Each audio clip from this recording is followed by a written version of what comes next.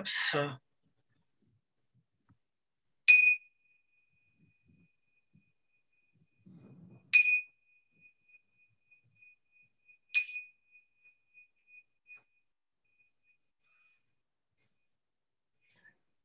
Je vais vous laisser vous recentrer par vous-même dans votre posture. Ici et maintenant, dans la pièce où vous vous trouvez, devant l'écran, les yeux fermés, juste attentif aux sensations d'ancrage dans le sol. Les sensations du fessier, aussi confortables et stables que possible. La colonne vertébrale qui se redresse naturellement droite comme la tige d'une plante ou d'une fleur, qui pousse le ciel du haut du crâne.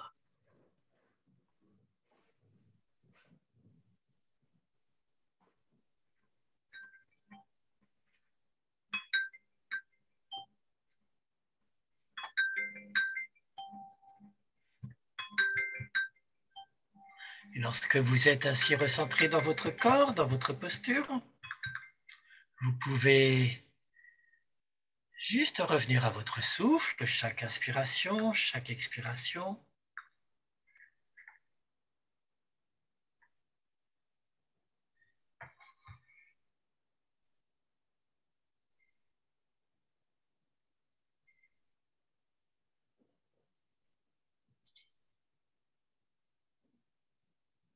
Puis doucement ouvrir votre attention pour vous installer dans une attention large, ouverte, simplement attentif à tout ce qui se passe à chaque instant.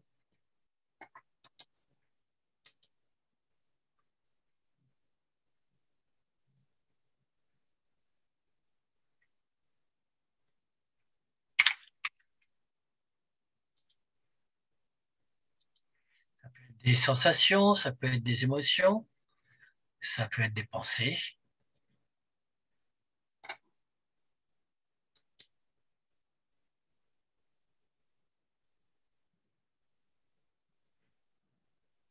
Juste observer ce flux perpétuellement changeant, comme un fleuve, de sensations, d'émotions, de pensées, d'événements ponctuels qui se produisent instant par instant.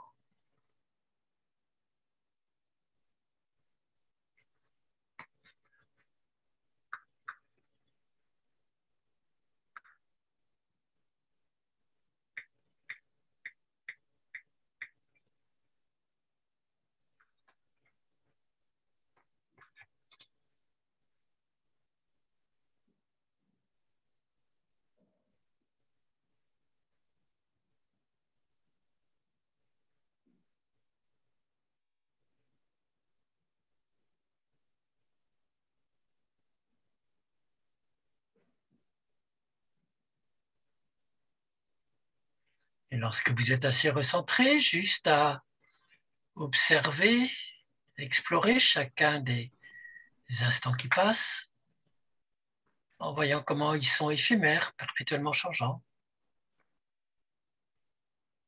jamais les mêmes. Attentif à cette apparition, déploiement, disparition de chaque instant, chaque événement pendant la méditation.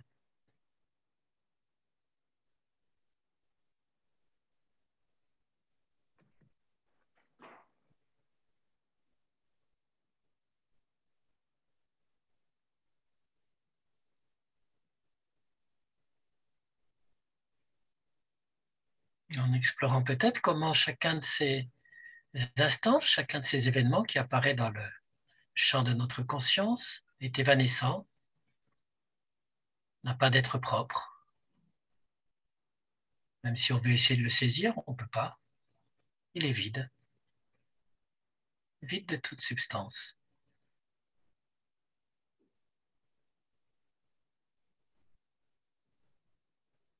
Juste sentir pendant les 2 dernières minutes ce flux perpétuellement changeant et cette absence de substance et de vacuité de toute chose, de tout ce qui apparaît, disparaît à chaque instant.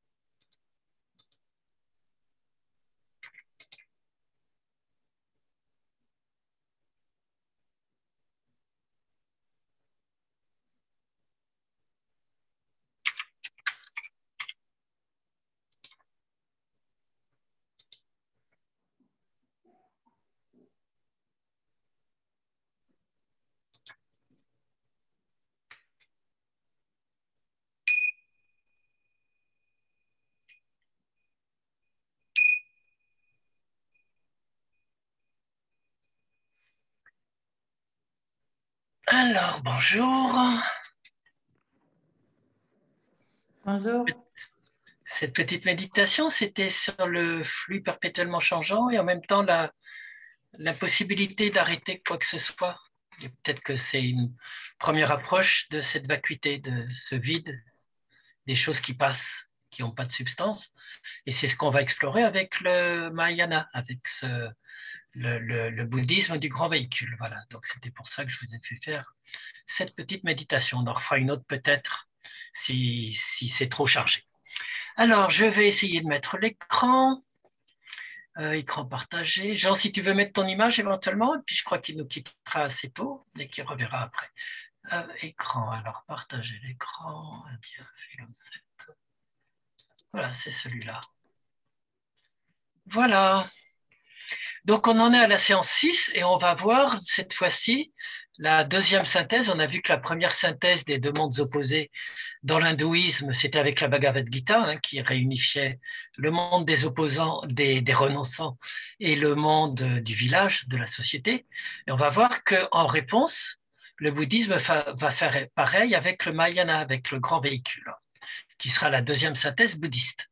Donc, qu'est-ce que c'est que ce grand véhicule? Il apparaît au premier siècle, au début du premier siècle, grosso modo, et on l'appelle le grand véhicule. Alors, toujours important à savoir, c'est eux-mêmes qui vont se dénommer le grand véhicule, je crois que je vous l'ai déjà dit, hein, par opposition dévalorisante du petit véhicule. Le petit véhicule, c'est le bouddhisme d'avant, le Hinayana, dont on avait parlé, où on cherchait essentiellement un salut individuel. Donc, plutôt que le salut individuel, eux, c'est le grand véhicule vers l'éveil qui peut prendre tous les êtres et où on ne cherche pas sa propre délivrance et où on va avoir un autre idéal que le simple salut personnel. Donc, le grand véhicule, il va réinterpréter le message de Bouddha, du Bouddha, et il est né à partir de deux facteurs. C'est ça qui est intéressant, probablement, hein. D'une part, il va continuer, il est dans le droit fil de l'évolution du bouddhisme ancien, hein, en quête du non. Alors, on avait vu il y a deux cours que le bouddhisme ancien, dans les nouvelles écoles qu'il y avait, c'était la quête du non conditionné, même si le Bouddha disait qu'il n'y avait rien qui ne soit en dehors des causes et des conditions. Ben, l'esprit a toujours envie de se dire qu'il y a quand même quelque chose de non conditionné. On a vu que le non conditionné, on s'était dit, ah ben, c'est les quatre nobles vérités, au moins elles sont absolues. Et puis ça peut être l'espace qui est infini. Et puis ça peut être l'enseignement, le dharma. Donc toujours cette idée de se mettre en quête de ce qui ne serait pas conditionné et en même temps d'une recherche de délivrance pas purement personnelle. Et on avait vu que le mouvement des Mahasangika, c'était une des écoles du petit bouddhisme, du bouddhisme ancien. C'est vraiment d'eux qu'est sorti le Mahayana, puisque ce sont les premiers à critiquer vraiment cette quête d'une délivrance personnelle qui n'est pas suffisante pour se libérer. Donc il y a toute une tendance interne, une dynamique interne au bouddhisme qui amène au grand véhicule. Mais il y a aussi tout un intérêt stratégique, un intérêt sociologique, religieux, qui est de s'opposer à la fameuse Bhagavad Gita. Dans la Bhagavad Gita, on a vu que c'est entre le 4e et le 2e siècle qu'elle se popularise et que ça va réintégrer, redonner tout un souffle à l'Inde, à l'hindouisme, qu'on voit encore aujourd'hui dans les temples, hein, bien entendu, avec toute la dévotion populaire, dans l'infinité des divinités qu'on peut voir, etc. Et donc, pour contrer l'influence de la bhakti c'est la dévotion, de cette dévotion qui vient de la Bhagavad Gita, eh ben, le bouddhisme va aussi chercher comment il peut dire que lui aussi, il donne un accès plus facile à tout le monde. Il va aussi chercher à réintégrer la dévotion populaire aux dieux, hein, pour une religion plus facile, même pour les laïcs. Et exactement en réponse à la Bhagavad Gita, le grand véhicule, ça va être la réponse bouddhiste, comment vous pouvez rester dans la société sans être obligé de renoncer à la société, sans opposer les deux mondes de la délivrance et de la société. Bien entendu, on peut toujours être moine et pour aller plus loin, mais de droit, on peut rester dans la société et chercher sa délivrance en œuvrant au sein même de notre famille, de notre travail, etc. C'est là que c'est vraiment une réponse à l'hindouisme et à la Bhagavad Gita dans son deuxième facteur d'apparition, le Mahayana. Donc c'est à la fois une logique interne d'approfondissement et une réponse à la concurrence qui venait de l'hindouisme. Alors, pour répondre à cet hindouisme, il va y avoir toute une nouvelle religion. Avant le grand véhicule, c'est vraiment pour moi plus une philosophie, plus une discipline, une transformation de soi, le bouddhisme. Et là, on va voir petit à petit s'installer cette nouvelle religion bouddhiste. C'est une religion qui est à plusieurs niveaux. C'est-à-dire qu'on va accepter tout ce qui est la religion populaire et les dévotions, etc., comme des moyens habiles. Des moyens habiles, ça veut dire que ce n'est pas forcément des choses qui sont vraies, mais si ça peut aider à se libérer, on peut s'en servir. Donc, on va intégrer tous les moyens habiles qu'on peut avoir et en même temps, on va réfléchir et faire toute une réflexion sur le fait que ces moyens habiles, ce ne sont que des moyens et qu'en soi, il ne faut pas être dupe de leur vacuité et du fait que ce sont juste des instruments temporaires. Donc le grand véhicule, ça va être c'est toujours les deux piliers auxquels il faut penser à mon avis. C'est-à-dire d'une part, tout le déploiement d'une religion beaucoup plus populaire, beaucoup plus accessible, avec réintégration, on va le voir, de tas de nouvelles techniques, et d'autre part, exactement en parallèle, une exigence d'aller encore plus loin dans la vacuité de toute chose, pour que ceux qui sont dans les chemins avancés du bouddhisme ne soient pas dupes, et puis qu'on reste bien entendu fidèle au message originel du Bouddha. Ça, c'est vraiment les deux piliers du Mahayana et du grand véhicule. Alors, d'où ça vient, ce grand véhicule? Ce sont des textes souvent anonymes. Pourquoi c'est anonyme la plupart du temps? Parce qu'ils sont supposés être des textes du Bouddha. Ça, il faut voir que dans la religion, que dans l'esprit oriental et surtout dans l'esprit bouddhiste, on ne va pas mettre en avant un auteur, mais on va se dire que si c'est vraiment de l'enseignement du Bouddha, il suffit de dire que c'est Bouddha qui l'a dit. Donc vous avez des centaines de textes qui sont soi-disant des textes du Bouddha, qui ne sont absolument pas des textes du Bouddha. Jusqu'à aujourd'hui, les Tibétains sont supposés découvrir des trésors enfouis et des nouveaux textes qui n'auraient jamais été découverts avant. En fait, c'est un moine qui l'écrit et qui dit que c'est un texte du Bouddha qu'il vient de découvrir. Donc ça, il y a un rapport à la vérité. Mon professeur Bugo expliquait que c'était vraiment comprendre que le rapport à la vérité et à la temporalité est différent. Pour un Indien, si le texte qu'on lit, il est vraiment dans l'esprit du Bouddha, il n'y a aucun problème pour lui à dire que c'est le Bouddha qui l'a écrit. Même si objectivement, on sait qu'il vient de bien plus loin. Donc, ce sont des nouveaux textes, pour avancer là-dessus, qui sont toujours supposés être des textes du Bouddha qui n'avaient pas été révélés avant. Donc, c'est là qu'on va avoir toute une mythologie qui se met en branle, où selon certains, ces textes révéleraient des textes sacrés du Bouddha, qui ne sont à dévoiler que quand l'époque le veut. Et donc, si on n'a pas eu avant connaissance des textes du Mahayana, c'est parce qu'ils existaient de manière cachée. C'est le fameux récit des 3 mises en branle de la roue du Dharma, si vous entendez parler de ça. C'est-à-dire que dans l'histoire religieuse et un peu mythologique du bouddhisme, il y a le premier enseignement du Bouddha, c'est celui qui est fait à Sarnath, c'est les 4 nobles vérités quand il atteint l'éveil.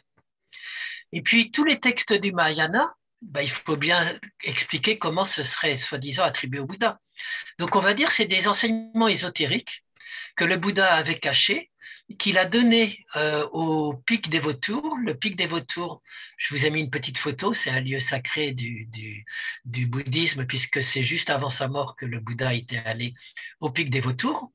Et donc dans la légende, ils ont été conservés par des nagas. Les nagas, c'est des serpents mythologiques qui ont soigneusement conservé les textes et qui les auraient après donnés à Nagarjuna. On va longuement parler de Nagarjuna, un de mes philosophes préférés dans ce cours. Et quand l'époque était propice au dévoilement et que la maturité des gens était suffisante pour avoir accès à ces textes. Donc ça, c'est ce qu'on appelle la deuxième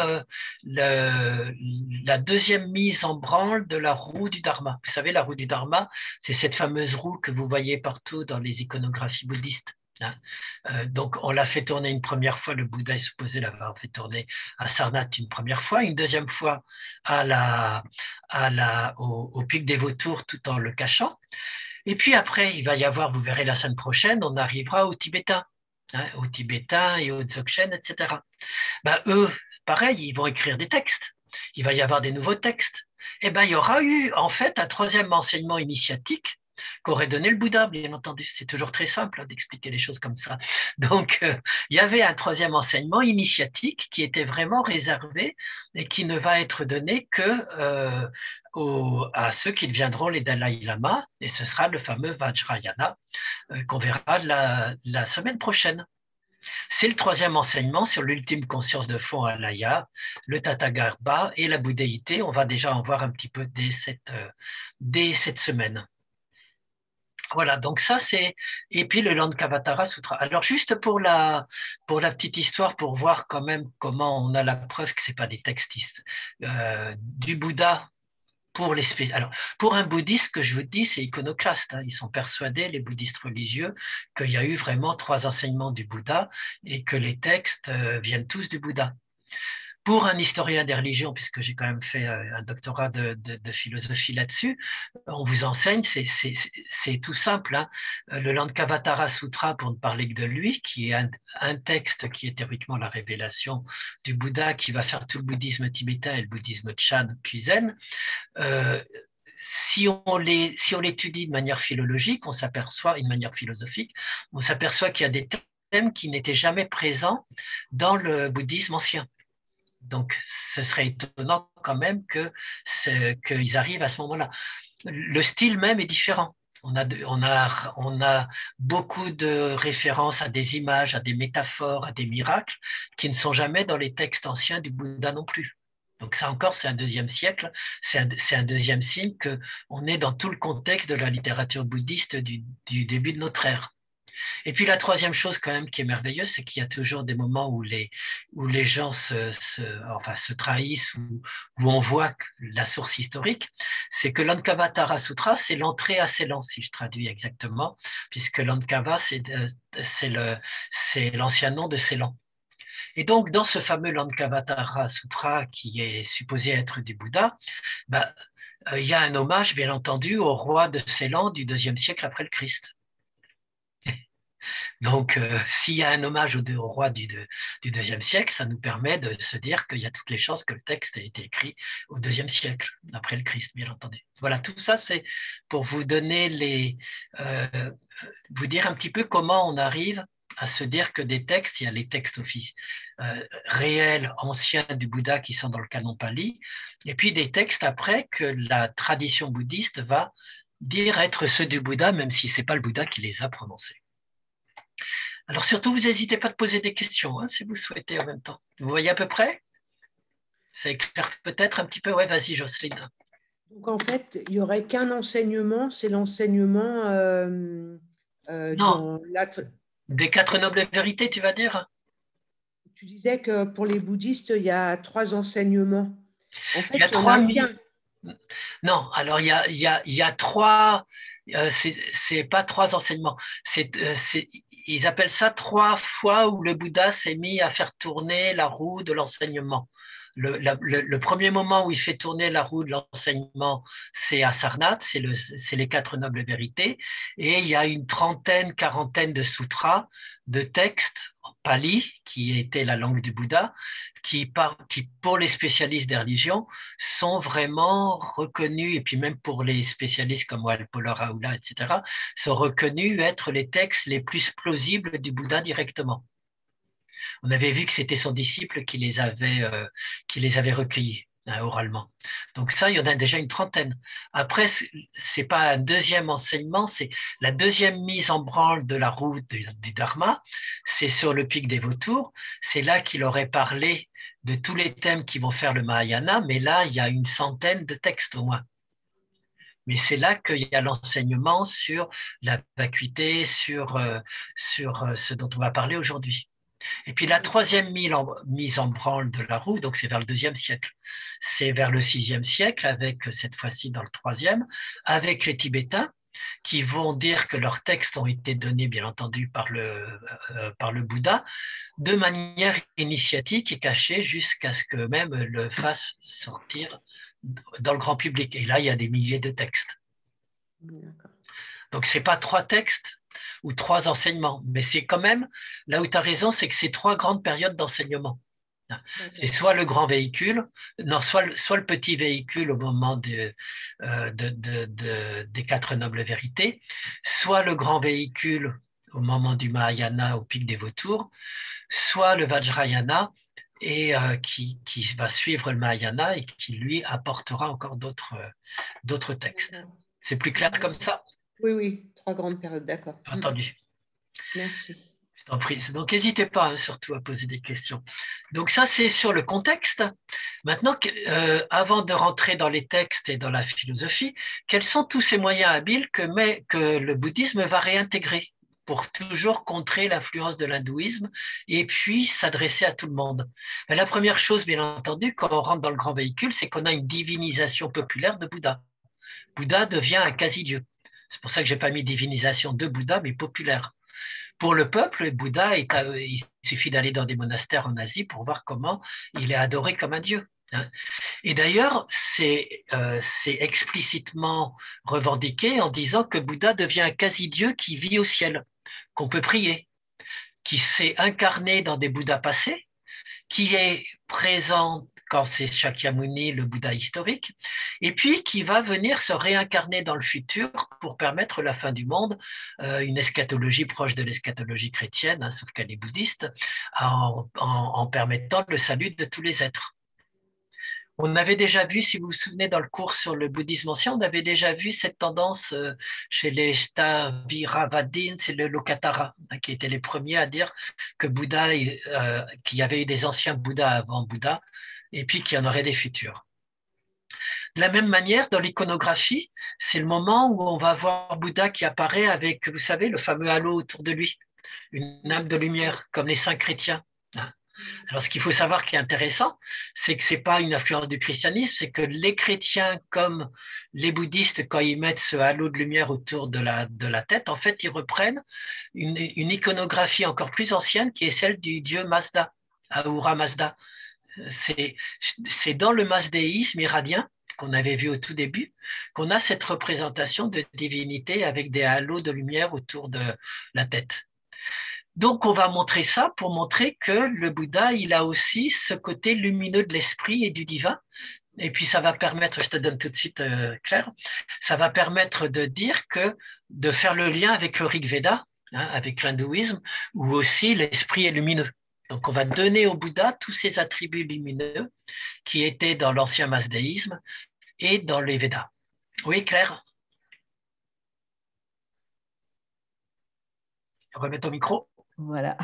Oui, tu nous dis, Bouddha était représenté, les Bouddhas étaient représentés avec un halo, etc.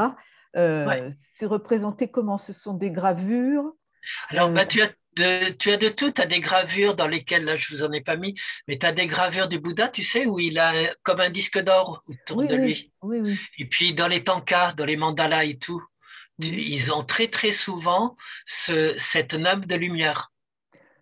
Et les bodhisattvas, ils ont très souvent aussi ce halo de lumière, exactement comme les saints chrétiens. Ou comme... Ouais. Il y avait aussi des statues à l'époque? Oui, oui, à partir du bouddhisme du grand véhicule. Et dans les statues, c'est des statues de pierre, c'est un monobloc. Donc, c'est un monobloc où tu vois le Bouddha, un peu comme un bas-relief. Et puis, au niveau de sa tête, tu vois le halo lumineux également. Vous vous souvenez peut-être que je vous avais dit, ou je ne sais plus si je l'avais dit, dans le bouddhisme ancien, on ne représentait pas Bouddha. Il était représenté uniquement par des symboles, comme dans le christianisme du début. Il était représenté soit par la roue, c'était la roue de la loi qui était l'enseignement qu'il avait fait démarrer, soit des traces de pas. C'était montrer la voie. Et donc, c'est justement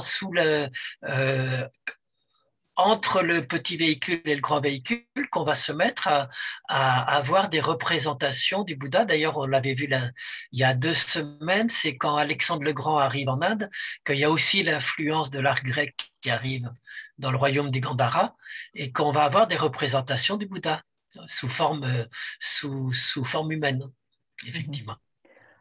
Voilà, donc, Oui, ouais, vas-y, je voulais Claire. juste un tout petit mot. Ouais, Tu nous as dit aussi qu'au musée Guimet, il y oui, avait de belles statues, voilà. ouais, Et donc on voit tout ça, on voit le halo. oui, Parce que oui, j'ai oui, regardé sur oui. Internet, voilà, j'ai pas vu. Il faudrait que j'aille au musée lui-même, mais Ah ben alors je sais pas je me souviens pas si les statues du Gandhara, du musée Guimet auquel je pense, elles ont ce fameux halo.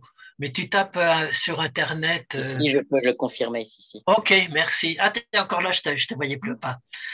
Oui, oui, parce que Jean je sais connaît que ce bien que le musée Guimet oui, et c'est vraiment superbe, hein. C'est magnifique. Les statues de oui, Bouddha, oui, du c'est ce que tu Gandhara. nous as dit, c'est pour ça que j'ai regardé, je vais y aller moi. Oui, oui, non, non, ouais. Et vise précisément elles sont toutes belles, mais juste la période Gandhara, c'est pour moi la plus belle. Voilà, donc Bouddha J'avais devient une un petite quasi. question. Ouais, vas-y. J'avais une petite question. Tu as dit tu as dit donc sur l'histoire de dire ah voilà, un moine écrit un truc, il dit ah voilà, c'est le Bouddha qui l'a écrit, etc. Il y a aussi le fait qu'il n'y a pas du tout de conception d'auteur en fait. Oui, bien sûr. Ben, les deux sont liés, hein. Oui, oui, c'est Il y ce a que j'aime. pas que ça n'a aucune importance de rebâtir un bâtiment à l'identique, un bâtiment du 8e siècle, rebâtir à l'identique tous les 2 siècles. C'est pas, Oui, tout à fait. c'est pas la peine de mettre qui a écrit un livre parce que ça ne compte pas. Enfin, c'est pas du tout comme en Occident avec. Voilà. Oui, c'est à la fois un rapport différent à la vérité, puis comme je disais, un rapport différent à l'histoire. Parce Oui, que et à pour un l'auteur. Indien, c'est très bizarre de reconstruire un temple à l'identique comme des gens. Nous, on va conserver un temple. Dans l'esprit indien, un temple y vit. Donc, il se détruit, ben, je le rafistole, je le fais évoluer, je continue à le faire. Mais il n'y a pas du tout cette conception d'un temps ancien qu'il faudrait garder de manière muséale. C'est un lieu de vie qui est en changement perpétuel, lui aussi. Tout à fait. Donc, c'est à la fois un rapport à l'histoire et un rapport à la vérité très, très différent. Et à l'auteur, et à l'auteur Oui, et à oui. Merci, l'individu, Jean. à l'artiste, à la création. Et Il à n'y a pas l'auteur, et à d'idée l'auteur. de geste De artistique, création. de génie individuel, etc. Ça n'existe pas. Ah, oui, Vraiment. Voilà. oui, oui, tout à fait. Pardon. Merci. Voilà. Non, non, mais merci pour la précision. Donc, cette transformation du Bouddha en un dieu, on le voit avec les Bouddhas passés, présents, futurs, avec sa nappe de lumière qui vient du masdéisme, et puis avec le culte des reliques, comme dans toute religion. Chaque stupa, je vous ai montré un stupa dans la diapo précédente, dans la diapo suivante, chaque stupa va être supposé avoir gardé une relique du Bouddha. Et la stupa devient elle-même un corps ésotérique du Bouddha, qu'on peut s'assimiler en chantant des mantras, en se prosternant, en tournant plein de fois autour, etc. Tout ça, c'est des manières de rentrer en communion avec le corps sacré du Bouddha quelque part.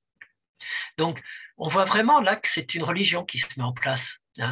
Il est au ciel, il s'incarne dans le passé, dans le futur, il a les symboles de l'esprit lumineux et il a des reliques qu'on peut prier, autour desquelles on va aller, comme à Lourdes. Si, bon, toute proportion gardée, bien entendu.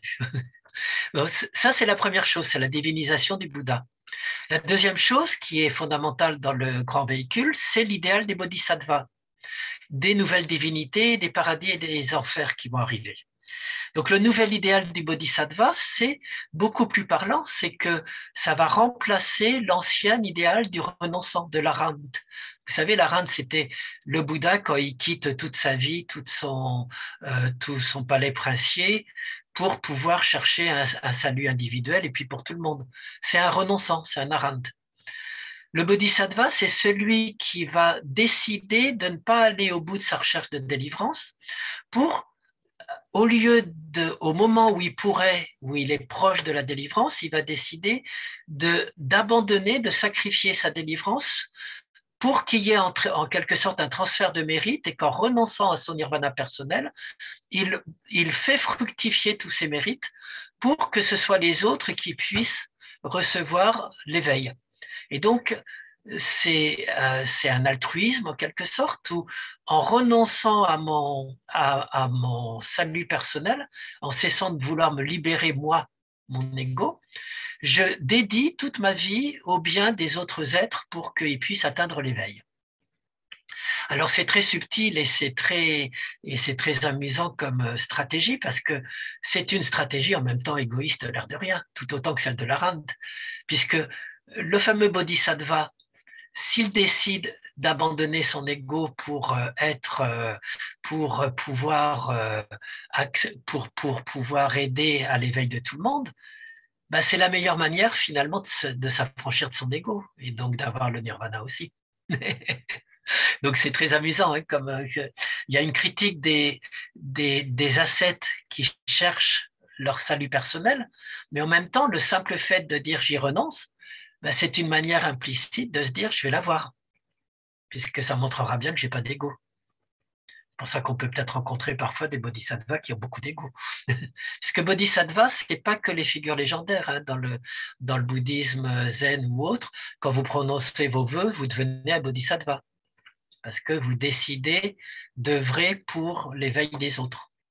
Voilà, donc ça, ce nouvel idéal du bodhisattva, il est beaucoup plus proche des laïcs, puisqu'un laïc peut devenir un bodhisattva, hein, bien entendu. On n'est pas obligé d'être moine pour cela.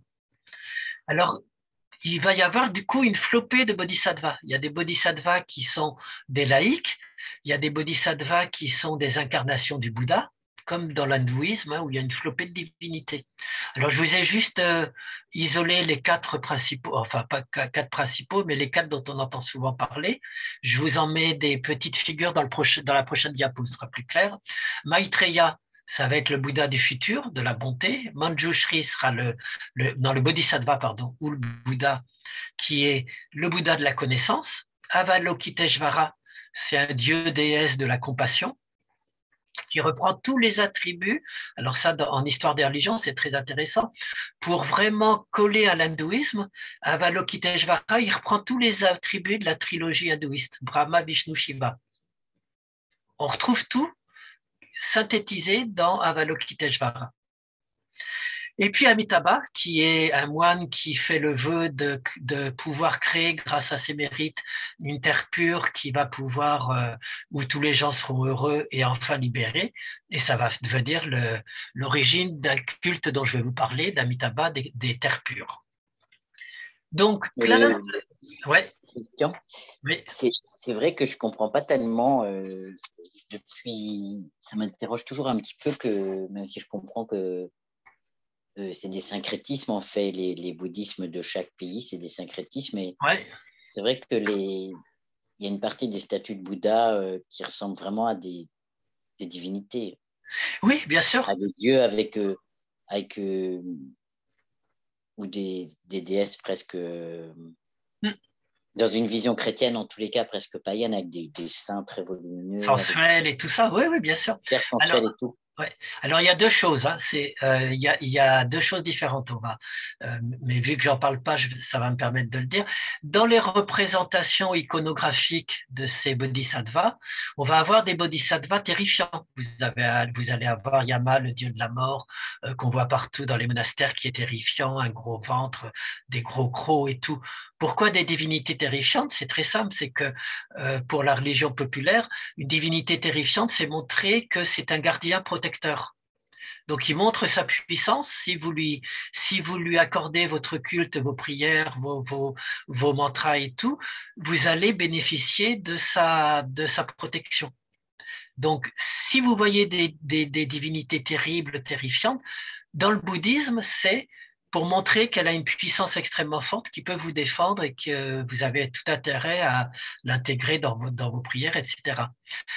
Les fameuses divinités féminines qui peuvent être très sensuelles, des gros seins, des grosses... il y a au moins 3 raisons. La première, c'est que dans le désir du bouddhisme de réintégrer, de répondre à l'hindouisme, ils vont reprendre toutes les figurines hindoues. hein. Toutes les manières pour que ça plaise au peuple, pour qu'ils retrouvent que c'est aussi bien d'aller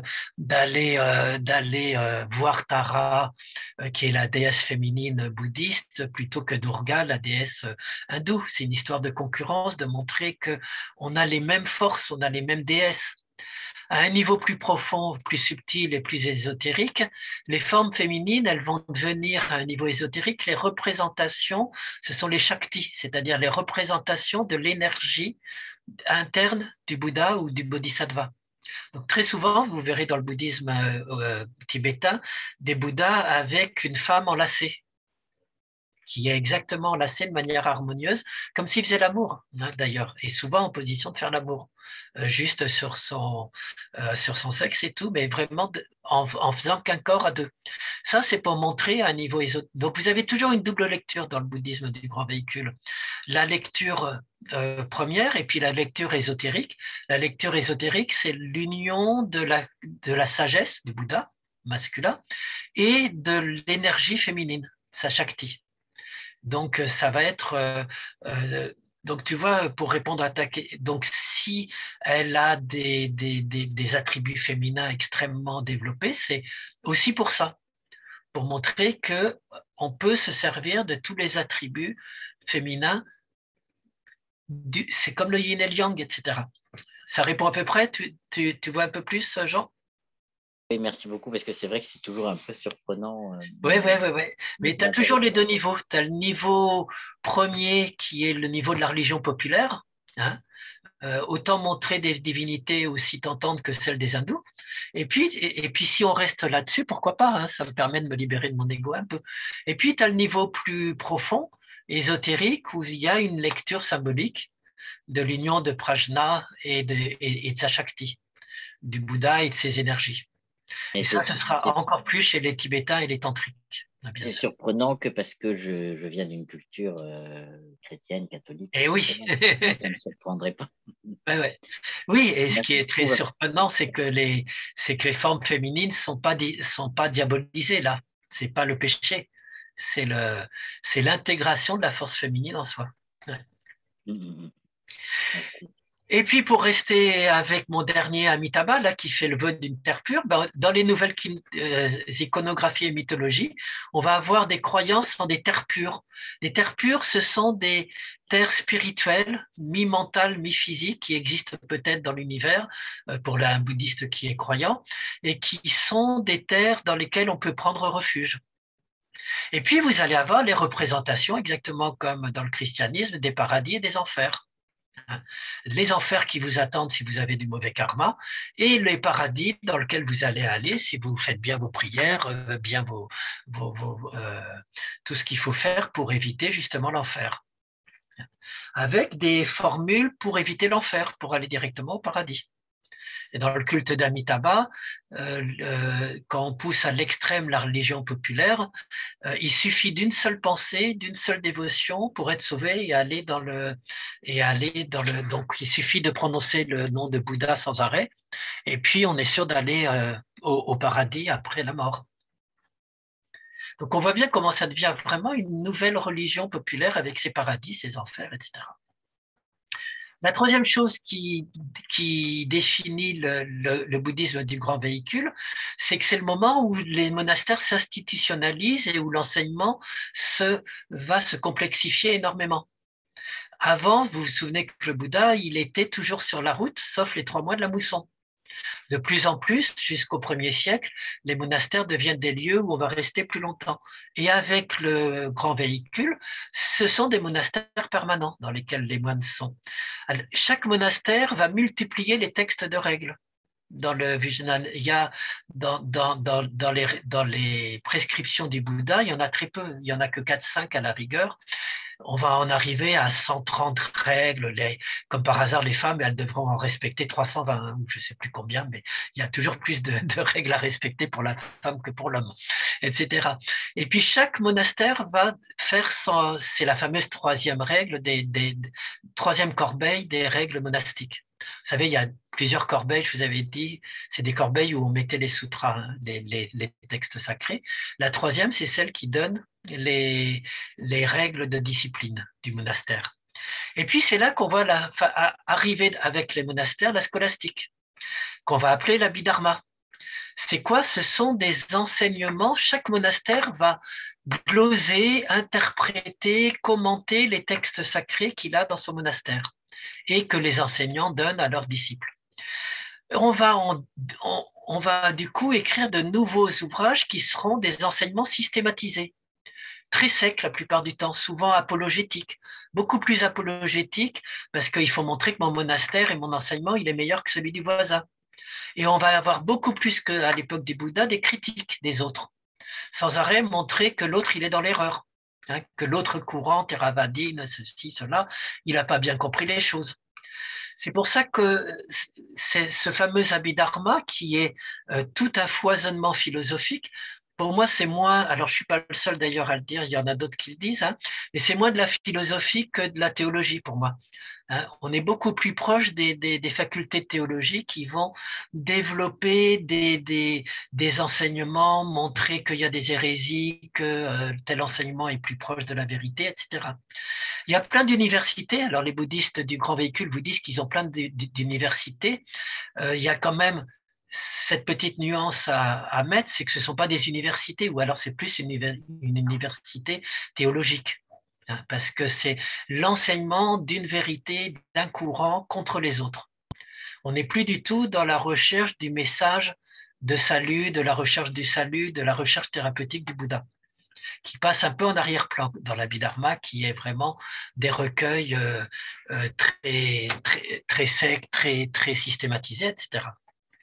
Et l'enseignement va se structurer comme dans une université, entre guillemets. Dans ces monastères, on va apprendre la logique et la dialectique, on va apprendre la grammaire et la linguistique, on va apprendre la médecine, on va apprendre les arts, la dogmatique, la science intérieure, comme on l'appelle, hein, sur tout ce qui est. Alors, il y a des trésors hein, dans l'Abhidharma. Il y a, par exemple, ça permet de voir vraiment quand c'est dogmatisé, on voit toutes les étapes de la méditation jusqu'à atteindre les méditations avancées, par exemple. Ça, c'est véritablement fascinant.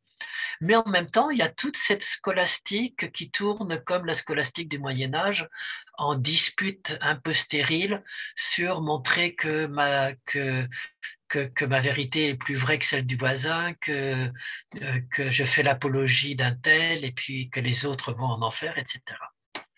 Vous voyez à peu près comment c'est à la fois une nouvelle religion populaire, plein de nouvelles mythologies, de divinités, de paradis, d'enfer, d'iconographie, et puis des enseignements qui vont devenir beaucoup plus rigoureux, beaucoup plus organisés avec une nouvelle scolastique qui se met en place, qui fait parfois oublier le côté thérapeutique du bouddhisme originel. C'est ce qu'on appelle l'Abhidharma, mais dans lequel il y a des trésors, bien entendu. Voilà, alors ça, c'est sur le cadre de cette religion. Je vous l'illustre quand même, juste pour que vous ayez des aperçus. Le fameux stupa, vous savez, il y en a partout hein, en Asie, mais ils sont supposés avoir toujours une relique sacrée, soit d'un Bouddha, soit d'un grand personnage, d'un bodhisattva, etc. Alors là, je vous ai retrouvé l'une des interprétations symboliques. Hein. La base, c'est la robe du moine. C'est aussi les 4 éléments, la plupart du temps, quand il y en a 4. Le dôme, c'est le bol à aumône renversé du moine. Ça peut être dans d'autres interprétations ésotériques, le ventre et la vacuité. Après, on va monter vers le ciel, hein, avec un petit belvédère et la hampe, où vous avez une ombrelle. L'ombrelle sacrée, c'était l'ombrelle qu'on représente toujours avec le Bouddha, puisque c'était un personnage royal. Donc c'est un symbole de royauté, puisque le roi avait toujours un serviteur qui tenait une ombrelle sacrée pour le protéger du soleil ou de la pluie. Et donc, on va le retrouver et sur un autre. Alors, ça peut signifier l'ombrelle, ça peut signifier les stades de la méditation pour aller jusqu'à l'ultime, et ça peut signifier aussi, enfin, il y a plein d'interprétations à ce niveau-là. Et voilà ce que c'est qu'un stupa. Et puis, les gens vont tourner autour, se prosterner, tourner. C'est le corps. Donc, un stupa, c'est une connaissance ésotérique de l'enseignement du Bouddha déjà. Ça résume tout l'enseignement. Donc, si je me prosterne devant, si je tourne des centaines de fois autour, c'est une manière de s'intégrer, de s'assimiler le corps du Bouddha. C'est comme ça qu'il y a un autre corps du Bouddha, en plus de son corps physique. Après, je vous ai montré des petites divinités, hein, pour, comme j'en dis, vous montrer comment ça devient quasiment des divinités hindoues. Hein. Avalokiteshvara, il a 1000 bras et 1000 yeux. C'est pour montrer, dans chaque bras, vous avez un œil. C'est pour vous montrer que il est plein de compassion et qu'il est capable de tout voir et d'amener sa compassion à tout le monde. En Chine, ça va être une déesse chinoise. Le Avalokiteshvara. Manjushri, je vous ai dit que c'était le bodhisattva de la connaissance. Il est souvent sous forme féminine, en train de brandir un glaive, une épée. L'épée, dans le symbolisme bouddhiste, c'est pas pour tuer l'autre, hein, je vous rassure, c'est l'épée tranchante de la connaissance. C'est pour montrer qu'on atteint une connaissance qui est capable de trancher l'ignorance. Et qu'on a la connaissance ultime qui va trancher, couper le nœud de l'ignorance. Le Bouddha du futur, on le représente souvent comme ça. Amitabha et ses terres pures, on le voit au centre, avec des petites terres pures qui fait naître autour de lui. Alors là, tu vois bien, Jocelyne, regarde, toutes les petites auras lumineuses autour du Bouddha. Tu vois dans les petits Bouddhas tout autour, chacun dans sa terre pure. Ils ont une petite aura verte. C'est ça qu'on appelle, qui reprend celle des chrétiens, etc. Donc Amitabha qui crée toutes les terres pures où les gens peuvent se réfugier et purifier leur existence. Et puis quand je vous parlais du fameux Yama, le dieu de la mort, le voilà, hein, qui tient la roue de l'existence dans laquelle on passe sans arrêt d'un état de colère à un état de peur, à un état d'avidité, etc., qui est notre vie. Et c'est un dieu terrifiant. Donc, c'est vraiment tout un panthéon qui se met en place, comme une religion populaire, hein, vraiment. Ce qu'il faut comprendre, c'est que le bouddhisme du grand véhicule, c'est un bouddhisme à plusieurs vitesses. Ça, on n'a pas ça en Occident. C'est-à-dire, si vous parlez avec un spécialiste du grand véhicule ou avec des moines, vous pouvez adorer l'une de ces figures en croyant que c'est un dieu. Ça ne va pas le gêner. Vous pouvez amener votre offrande et puis réciter votre prière comme un chrétien ou comme un bouddhiste. Et pour lui, ça ne pose pas de problème, puisque même s'il sait que ça n'existe pas, le moine ou le sage, c'est une manière déjà de vous libérer un petit peu de votre ego. Donc allez-y, vous pouvez réciter des mantras, vous pouvez faire des prières, vous pouvez faire des dons, vous pouvez laver votre Dieu chaque jour et tout. C'est une manière de libérer pour ceux qui ne sont pas beaucoup avancés sur le chemin. Ils se libèrent un peu de leur ego comme ça, c'est très bien. Et puis par contre, si vous avancez sur le chemin, on va vous demander de comprendre que tout ça, c'est absolument des constructions de votre esprit, que c'est vide, que ça n'existe pas, pour revenir au bouddhisme, au message originel du Bouddha. Toujours ces deux aspects, à la fois une profusion de formes et un message encore plus radical que dans le bouddhisme ancien. Alors, on va arriver à ce message radical du bouddhisme du grand véhicule. Vous posez des questions, là, si vous voulez. Vous voyez un peu plus clairement avec les différentes divinités, stupas et tout ça? Ouais. Donc, n'hésitez pas à lever la main si vous voulez. Alors, on en arrive à ces fameux textes du grand véhicule qui sont très poussés et qui vont jusqu'à la vacuité. Le corpus, c'est l'ensemble de textes. Hein. C'est ce qu'on va appeler la Prajna Paramita. C'est les textes de base du grand véhicule.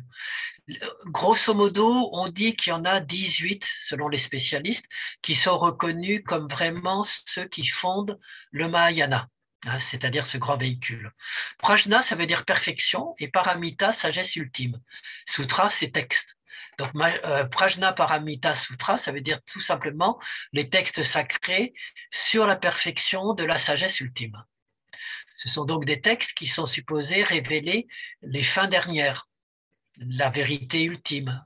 Je ne dis pas absolu, je dis ultime, c'est pas pareil. Ils arrivent, les premiers, le premier, le plus ancien, il est daté de moins 100.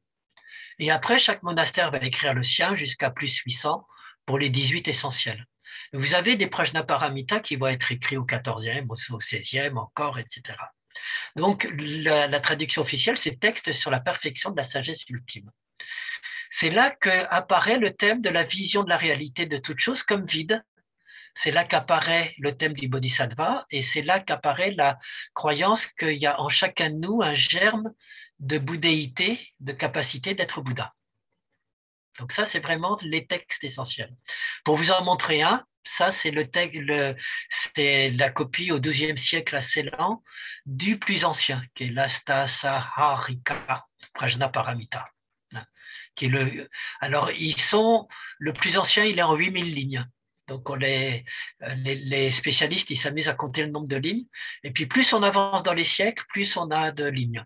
Donc, le plus ancien, il a que 8000 lignes. Après, il y en a qui ont 20 000 lignes, etc. C'est le bavardage du mental qui en rajoute toujours. Petit commentaire personnel. Voilà. Les plus connus, alors les plus connus qui fondent vraiment les références, si un jour vous voulez travailler le grand véhicule, je vous ai mis ceux qui fondent vraiment, qui sont les plus importants à enseigner. C'est le Sutra du cœur, hein, bien entendu, enfin pas bien entendu, mais qui est récité systématiquement dans une méditation zen, par exemple.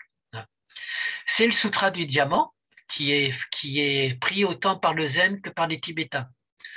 C'est le traité de la grande Prajnaparamita qui est attribué à Nagarjuna, dont je vous parlerai. Et c'est le sutra de la perfection de la sagesse en une seule lettre, hein, qui est le A. C'est-à-dire que tout se résume finalement dans la lettre A. Pourquoi? Parce que le A, c'est le préfixe sanskrit qui veut dire non, ne pas, ne. C'est le préfixe négatif. Donc, vous allez voir que dans la Prajnaparamita et dans le Mahayana, on essaye de se dire qu'on peut dégonfler tous les concepts et nier toute réalité du concept. Donc, finalement, il suffit d'avoir la lettre A qui est le privatif et ça dit tout. Je trouve ça un joli raccourci. Voilà, tout reste dans la lettre A. Et puis après, ces fameux textes, ils peuvent devenir des mantras. Les moines vont se mettre à en prendre des bouts qu'ils vont réciter sans arrêt pour atteindre l'éveil. Ça peut devenir, ils peuvent devenir ou être incarnés dans des divinités, des déesses, etc. Par exemple, Prajnaparamita, on a vu que c'est le texte de la révélation de la sagesse ultime, eh ben, on va le transformer en une déesse, elle aussi. Elle va apparaître sous cette forme de déesse chez les Tibétains. Donc tout va être personnifié comme c'est un moyen habile. Si ça permet au petit moine de mieux se souvenir du texte, eh ben, il va regarder sa petite déesse Prajnaparamita, ça va lui permettre de mieux se souvenir du texte. Voilà. C'est des textes que moi j'adore, mais qui sont assez difficiles, qu'il faut comprendre, qu'il faut saisir autant par l'intellect que par l'intuition. Si vous y allez que avec votre intellect rationnel, il y a toutes les chances qu'on ne comprenne rien. Donc, l'intuition, l'éclairage par l'expérience et par la méditation, ça aide aussi, bien entendu, à les comprendre. Alors après vous avoir mis en bouche, de vous dire qu'est-ce que c'est que tous ces textes, je vais essayer de vous dire qu'est-ce qui est commun à tous ces textes. Ce qui est commun à tous ces textes, et puis après on rentrera chez certains auteurs. Ce qui est commun à tous ces textes, à la base, c'est qu'il s'agit de contrebalancer les moyens, toute la religion populaire. Le bouddhisme du grand véhicule, c'est OK, puisque les hindous le font, on va nous aussi tout réintégrer, les dévotions, les prières, les mantras, les visualisations, les gestes sacrés, les prosternations, tout ça, si ça aide les gens, pourquoi pas? Ça leur permet de mobiliser leurs énergies, de se déconstruire, de défaire leur ego. Ça leur permet minimalement de sortir de leur monde intéressé et profane. Donc tout ça, on accepte. Et chacun le fait. C'est pour ça que je vous parlais d'une religion à plusieurs vitesses. Au niveau le plus bas, c'est pas grave, ça aide les gens. Mais pour ceux qui sont à un niveau plus élevé, on ne cesse pas de rappeler qu'il faut réintégrer ces pratiques comme des moyens habiles. Ce ne sont que des moyens, ce ne sont que des subterfuges. Et on l'appuie sur une théorie radicale qui est que tout ça, ce sont des conventions sans aucune réalité, sans aucune essence, sans aucun être propre. Ce ne sont que des constructions de l'esprit auxquelles il ne faut pas s'attacher, bien entendu. Donc c'est vraiment intéressant de voir comment je peux tout réintégrer et en même temps si je suis assez avancé sur la voie, me dire que tout ça, c'est quelque part des illusions dont on a besoin, mais qui ne sont que des moyens habiles. Voilà, ça c'est vraiment la base. Après, il y a... Oui, vas-y, Jocelyne. Mettre le son. Donc en fait, si je comprends bien, on attire tout le monde. Alors tu dis les plus populaires, les gens les plus populaires, on attire tout le monde pour récupérer des gens qui au bouddhisme. Et puis Ouais. après, par contre, s'ils veulent continuer un petit peu plus loin, donc on leur vend plein de choses, on les laisse croire à plein de choses. Et puis par contre, s'ils vont un peu plus loin, on leur dit oui, mais attention, ça c'est un peu comment dire, du vent, alors vulgairement. Et par contre, il faut se rattacher au texte sacré. C'est ça, on revient au petit véhicule, en fait. Non, ben non, parce que tu vas voir que alors quelque part, tu as raison, mais c'est pas dichotomique comme ça. C'est-à-dire, si vous avez besoin, si ça vous aide d'avoir toutes ces prières et tout, ben c'est déjà ça. Si vous allez un peu plus loin, on va vous apprendre qu'en même temps, ce sont juste des petits moyens habiles, mais que c'est vide, en fait. Et ça, Oui, c'est pas dans le, mais ça, c'est pas dans le, c'est pas dans le bouddhisme du petit véhicule, la vacuité. La vacuité de toute chose, elle arrive vraiment dans le grand véhicule. Le Bouddha historique, il a juste dit anatta, non soi.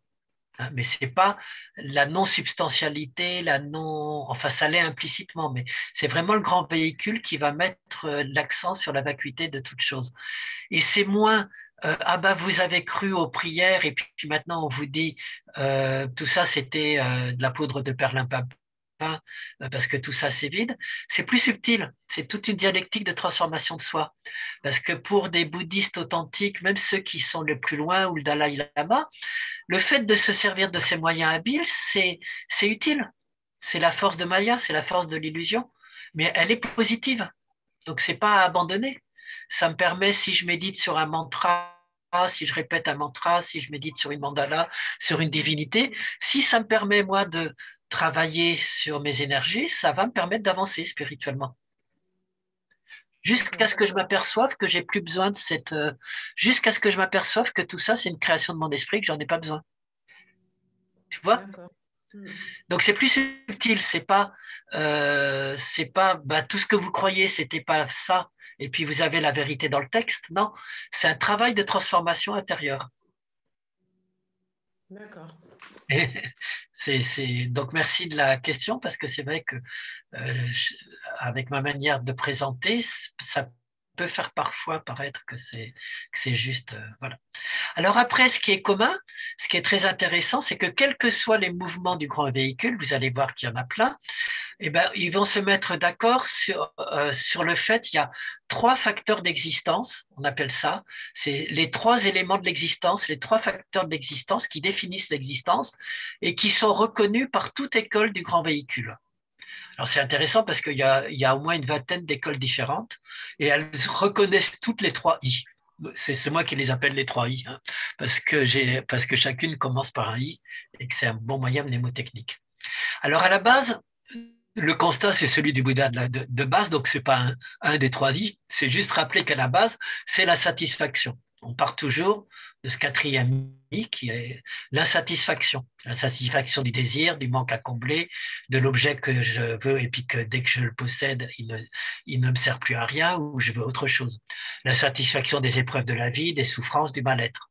C'est le constat dont on part de toute façon, comme dans les 4 nobles vérités. Pour le rendre concret, je vous dis, j'aime bien toujours rappeler, quand vous méditez, vous avez conscience de ce petit i à chaque fois que vous avez du mal dans la méditation.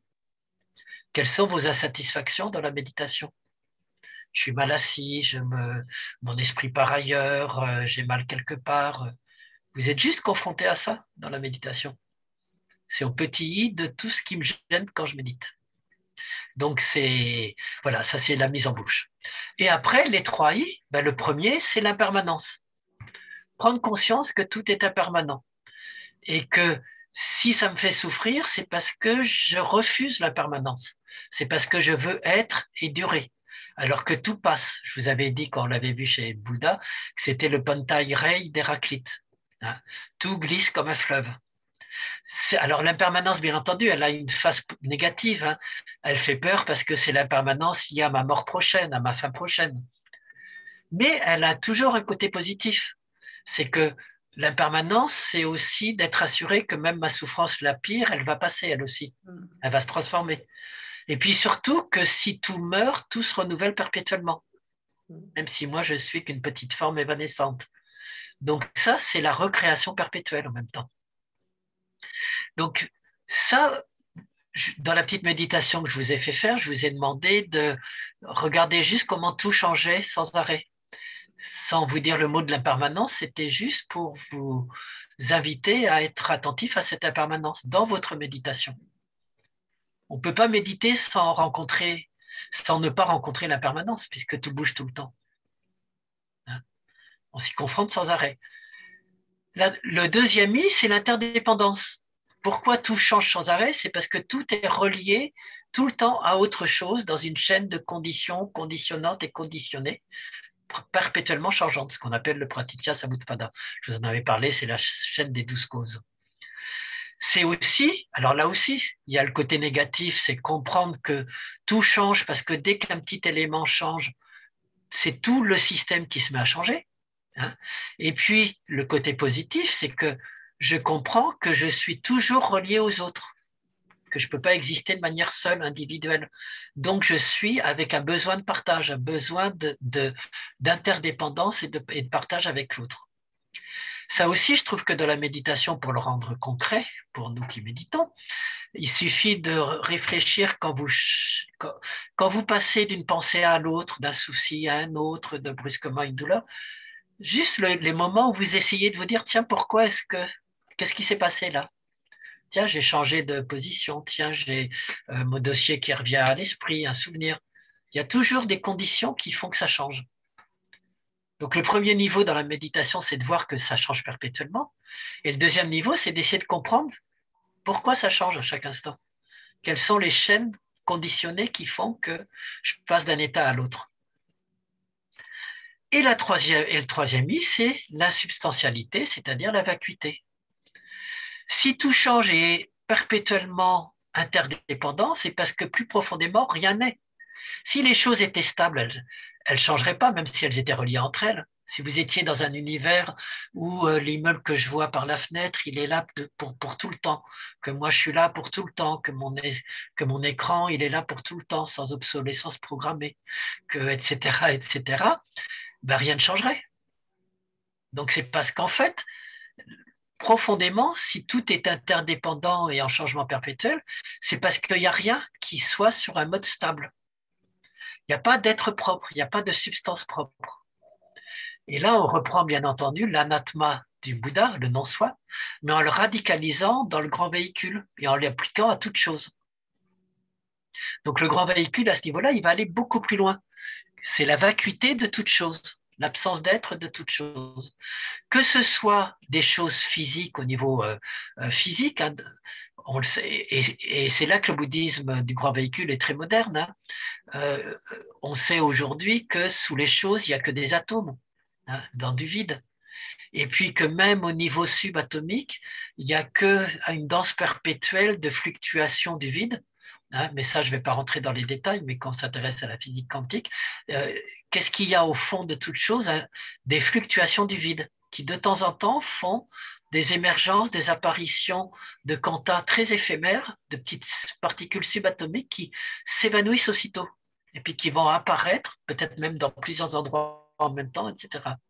Donc c'est tout ce monde de la vacuité, mais ce n'est pas un vide comme une substance, c'est un vide qui est plein d'une énergie perpétuellement changeante.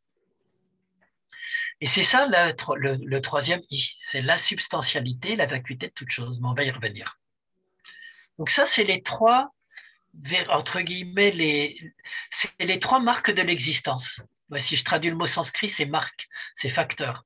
Qu'est-ce que c'est que l'existence humaine? C'est impermanence, interdépendance, insubstantialité et vacuité.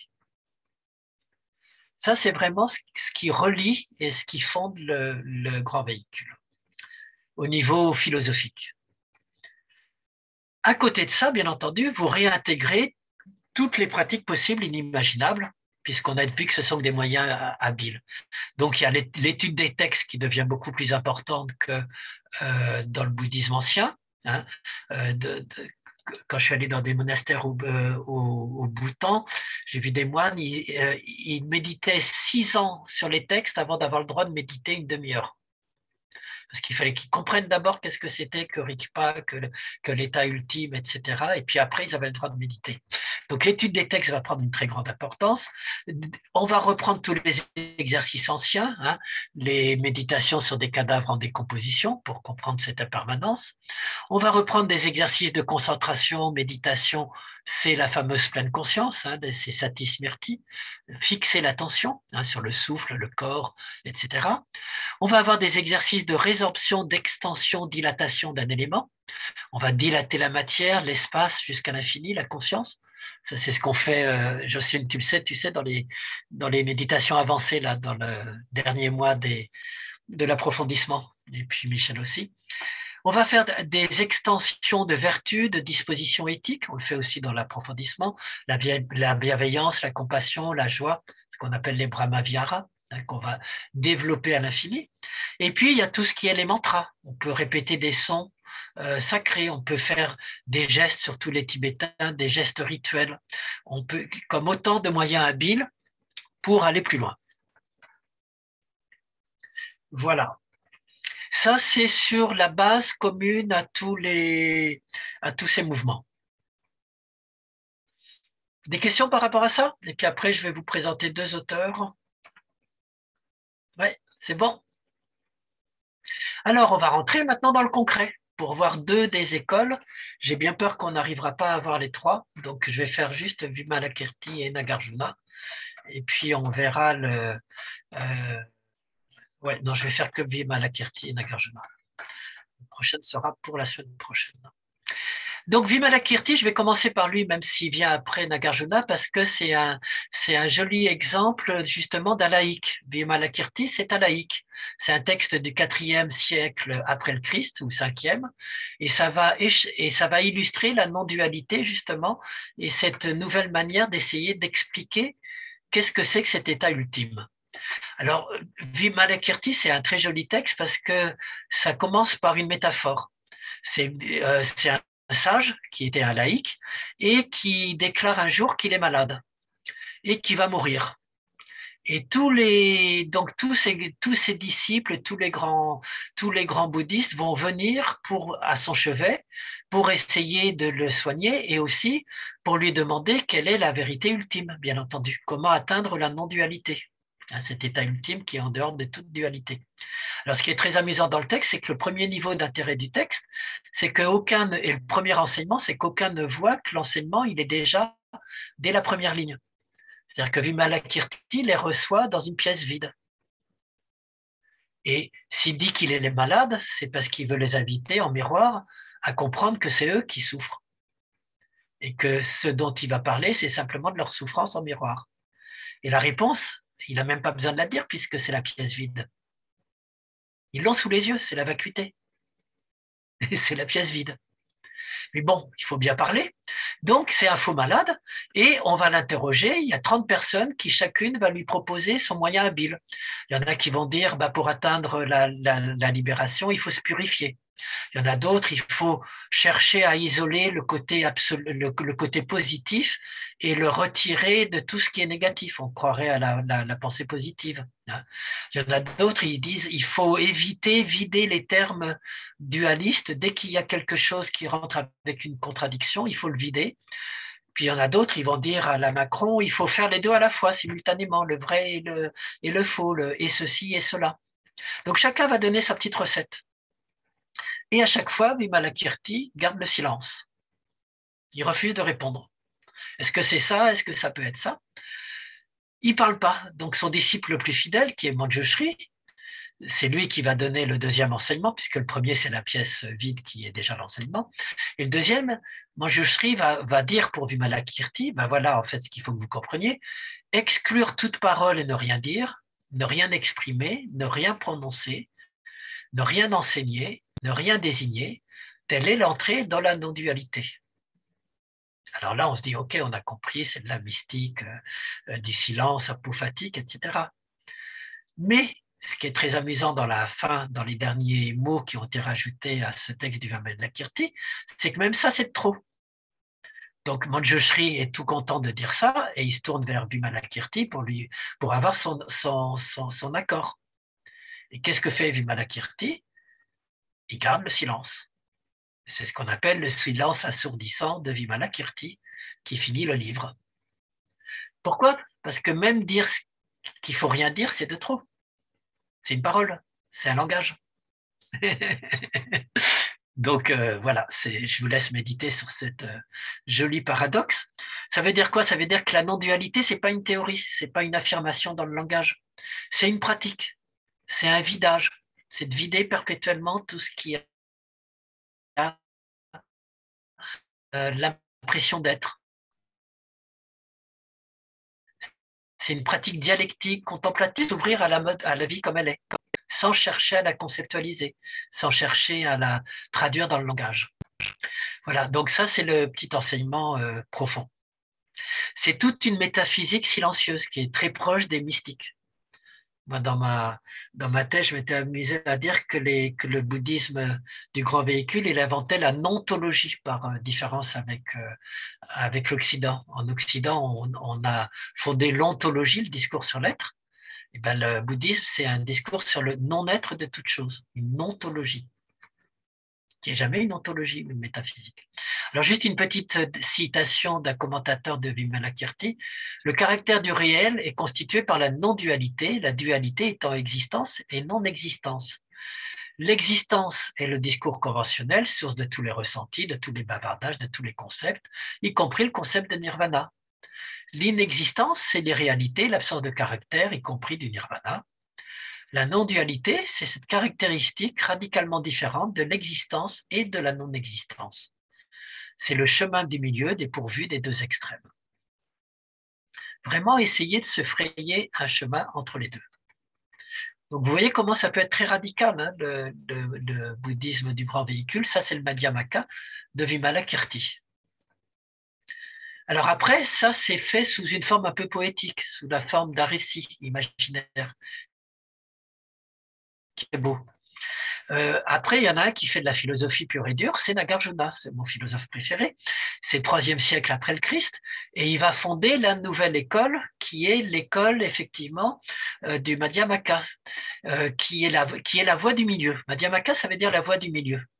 Donc, je vais vous la présenter un petit peu rapidement. Je vous ai dit, la base, c'est de dire que tout est vide d'être propre. Donc, la conséquence, tout évite d'être propre, c'est que le langage est incapable d'exprimer une quelconque Vimalakirti. Dans ce sens-là, on est très proche de Wittgenstein ou de Nicolas de Cuès, qui est un autre mystique, hein, qui est celui qui parle de la docte ignorance, que je reprends de temps en temps. Tout ce que vous allez dire, c'est de trop, puisque de manière ultime, dès que je retombe dans les raies du langage, je retombe dans ma culture, je retombe dans mes conditionnements linguistiques et culturels. Donc, si je vais très loin, ça veut dire que tous les concepts bouddhistes, tous les concepts de l'Abhidharma, de cette fameuse scolastique de l'Abhidharma, quelque part, ils sont faux, ils sont vains, ils ne servent à rien. Donc, c'est quand même très, très osé hein, de dire ça dans le milieu bouddhiste. Et le fameux texte de Nagarjuna, c'est un décapage absolument merveilleux, mais qu'avec de la logique, de tous les concepts bouddhistes les plus sacrés. La production conditionnée, la causalité des choses qui ont un début, une durée, une fin, tout ça c'est vide. Rien n'a de début ni de fin. Les 5 agrégats dont je vous ai parlé dans le bouddhisme ancien, c'est une construction de l'esprit. L'inconditionné, c'est encore une construction de l'esprit.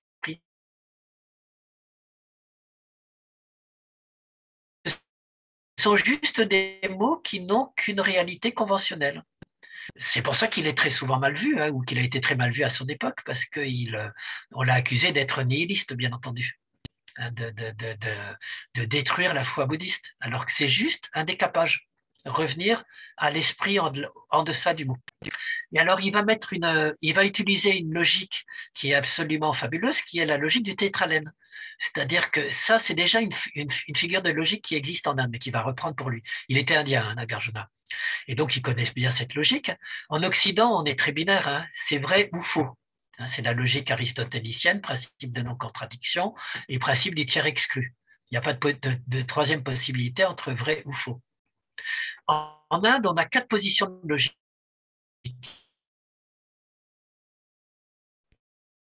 Il y a c'est vrai. C'est vrai, par exemple, si je m'amuse à faire de la philosophie, c'est toutes les thèses des Upanishads, il n'y a rien d'absolu, Dieu n'existe pas. Le vrai et faux. Déjà qu'avant, c'est les Upanishads. Hein. Le Tadvamasi, tu es cela. L'Atman, c'est le Brahman. Et puis, il y a ni vrai ni faux. C'est là le bouddhisme ancien. C'est le plus proche. Tout le discours bouddhiste, il est le plus proche du ni vrai ni faux. Et Nagarjuna, il va utiliser sans cesse cette logique dès qu'il a un contradicteur ou qu'il prend un concept pour montrer qu'il peut s'amuser à montrer que la thèse qu'on lui donne, elle est vraie, qu'elle est fausse, qu'elle est à la fois vraie et fausse, et qu'elle est ni vraie ni fausse. Dans le ni vrai ni faux, on est le plus proche de la position bouddhiste, mais même ça, pour lui, c'est faux. C'est pas faux, c'est qu'une position de langage. Et donc, c'est en dehors que la réalité. Et alors, non seulement il a cette logique à 4 branches, comme disait mon prof Bugot, mais en plus, il a un genre de positivisme logique absolument terrifiant qui est, on lui dit par exemple, on lui dirait montrez-moi montrez-moi le nirvana ou montrez-moi un éléphant rose sur la planète Mars. Ben, son premier argument, c'est montrez-moi ça concrètement. Qu'on regarde ensemble, si je ne le vois pas, ça n'existe pas. Ça ne tient pas. Deuxième argument, si on vous le montre, justifiez-le. Justifiez votre argument logique. Je vais vous montrer avec mon usage de la logique que ça ne tient pas ce que vous dites, que vous vous contredisez quelque part, que c'est contradictoire. Et puis, la troisième chose, c'est de toute façon, il n'y a rien là-dedans. Et puis, il va démontrer qu'il n'y a pas d'être dedans. Donc, c'est vraiment de la déconstruction du langage, Nagarjuna, qu'il applique sur tous les concepts sacrés du bouddhisme. Jusqu'à la fameuse opposition samsara-nirvana. Vous savez, on est dans le monde de la transmigration et on cherche à atteindre l'autre rive de la délivrance. Ben ça, c'est pareil, c'est une fausse opposition mentale. En fait, il y a un seul et même monde. Tous deux, ce sont des concepts créés par la pensée discriminante. Et il faut retrouver juste la voie intuitive, silencieuse, où le nirvana, c'est ma vie ici, maintenant. Et où il n'y a pas de différence entre la délivrance et la vie concrète aujourd'hui, en dehors de tout dualisme, en dehors de toute dualité. Le but, c'est de libérer toutes les énergies captives du langage, bien entendu. C'est ce qu'il appelle le Madhyamaka, la voie du milieu. Alors, vous voyez très bien que la voie du milieu, c'est pas en Occident qu'on appelle le juste milieu aristotélicien, hein, c'est l'art du compromis. C'est un petit peu de oui, un petit peu de non, on fait la synthèse. Vous savez, c'est le prof de terminale de philo qui vous dit thèse, antithèse, synthèse. Ben voilà, il y a ceux qui pensent ça, il y a ceux qui pensent de l'autre côté, et puis on va faire un compromis tiède. Ben, ils ont raison un petit peu les uns et les autres, et puis ça, c'est la pensée occidentale, l'art du compromis entre le oui et le non. Le juste milieu bouddhiste de Nagarjuna, c'est beaucoup plus radical. C'est j'essaye de frayer un chemin entre le oui et le non. Juste, ni oui ni non, ni l'un ni l'autre. Donc c'est pour ça que mon prof l'appelait la voie de, mais il ne l'a pas mis dans sa traduction parce que la voie de l'entre-deux, c'est beaucoup plus proche de la vérité que la voie du juste milieu. Essayer de se frayer un chemin entre le nirvana et le samsara, par exemple. Se dire que notre vie, elle est entre les deux, et que je touche aux deux à la fois, et que je suis dans les deux réalités à la fois, par exemple. Voilà, donc ça c'est pour vous donner un exemple de Nagarjuna. Je vais vous donner quelques, mais le temps passe, donc je vais vous donner qu'une ou deux citations, puis vous aurez le document que je vous enverrai. Hein. Donc il vous critique l'idée d'une marche et d'un marcheur, par exemple. Hein. Il vous critique les les cinq sens qui n'existent pas. Le truc de la marche est très amusant. Marche et marcheur, ça veut rien dire. Une marche déjà accomplie, dans le passé, c'est pas une marche, vous êtes d'accord, ça n'existe pas puisque c'est dans le passé. Une marche qui existerait de manière potentielle avant d'être accomplie, ben, ce n'est pas plus une marche, puisqu'elle n'existe pas. La marche à venir, ben, elle n'existe pas plus puisqu'elle est dans la future. Alors je vais me retrancher au moins à dire, ben, la marche en train de s'accomplir, celle-là, elle existe. Ben non, parce que si je la coupe de ce qu'il y avait avant et après, il n'y a rien qui marche. Au sens propre et figuré. Ça, c'est vraiment la logique paradoxale de Nagarjuna. Donc, il vous fait ça surtout. Hein. Vision, audition, odorat, tact, faculté mentale. On a 6 facultés théoriquement. Et puis, ces 6 facultés, elles ont des objets. Le visible, l'audible, le tactile, le goût, ça on retrouve le bouddhisme ancien. Mais en fait, votre vision, est-ce qu'elle se voit elle-même? Non, donc elle n'existe pas. Comment ce qui ne se voit pas soi-même pourrait-il voir les autres? Voilà, donc c'est très amusant, moi je trouve ça très jubilatoire. Et sur la causalité, tout ce qui apparaît disparaît, ça va être pareil. Et pour vous donner un exemple du tétralème, où que ce soit, quelles que soient, les choses ne se sont jamais produites à partir d'elles-mêmes. Ça, c'est la première possibilité logique. Ni à partir d'autre chose, ni des deux à la fois, ni sans cause. Donc finalement, il n'y a pas d'apparition ni de disparition à un niveau ultime. Il va nous critiquer tout concept, bien entendu. Mon prof disait, ce que prêche donc Nagarjuna, c'est d'abandonner les concepts. C'est une conscience, une lucidité sans concept, les yeux grands ouverts face au monde, mais sans question. Prendre les choses ainsi, comme elles viennent et s'en vont, comme les images entrent dans un miroir et en sortent.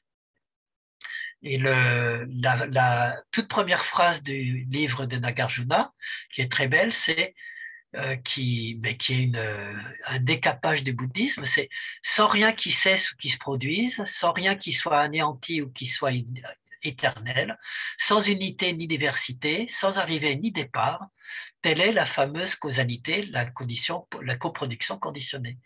Donc toute cette analyse quasi scientifique des bouddhistes, il n'y a rien dedans. C'est apaisé d'emblée.